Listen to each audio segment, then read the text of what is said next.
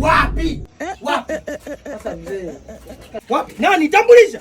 Unatakiwa unapokuja na mgeni unakuja kule kwanza. Baba huyu fulani bini fulani ni fulani yangu. Alafu ndo unakuja ndani.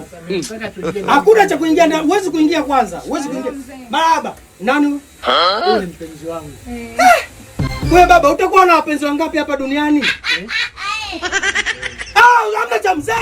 Usinong'oneze bwana. Wewe mwanaume ongea kisauti tu. Unatongoza? Ongea kiume sauti sikike. Hamna cha ustaarabu. Ustaarabu nyumbani kwangu. Hakuna. Wewe unataka nini ustaarabu nyumbani kwangu? Yaani kila siku unabadilisha ufanye kazi ya kubadilisha nyumbani kwangu. Yule mwanamke mimi nimeachana naye. Namtambua huyo ndo namtambua mimi. Basi nilikwambia rudiana na yule mwanamke ili uendelee kukaa kwangu. Au kama unamwacha lipa mkataba mpya ili uje na mwanamke mpya. Yaani nimlipie tena maana. Kivipi hapa? Basi baba hapa utaendelea kupiga puli mpaka dunia iishe. Hapa kwangu. Hapa uleti mwanamke mwingine. Mama geuza. Sasa ngoja kwanza. Baba ungemsamehe. Hakuna cha kumsamehe. Yaani usiniangalie kwa jicho la huruma. Hapa msamaha hakuna. Mzee wangu. Mkataba si unajua? Tokea mwaka 2022 Sawa. Nimempata huyu ambaye ndo nataka tu. Hakuna cha kumpata huyu. Nyumbani kwangu aingie mtu mpya aingie kwangu. Wewe kwenu.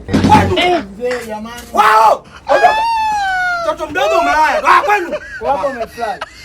Sawa. Yaani unafanya yule. Alafu nani? Wewe mtoto mwe. Wewe genzi. Wewe mtoto mtete. Wewe hapo.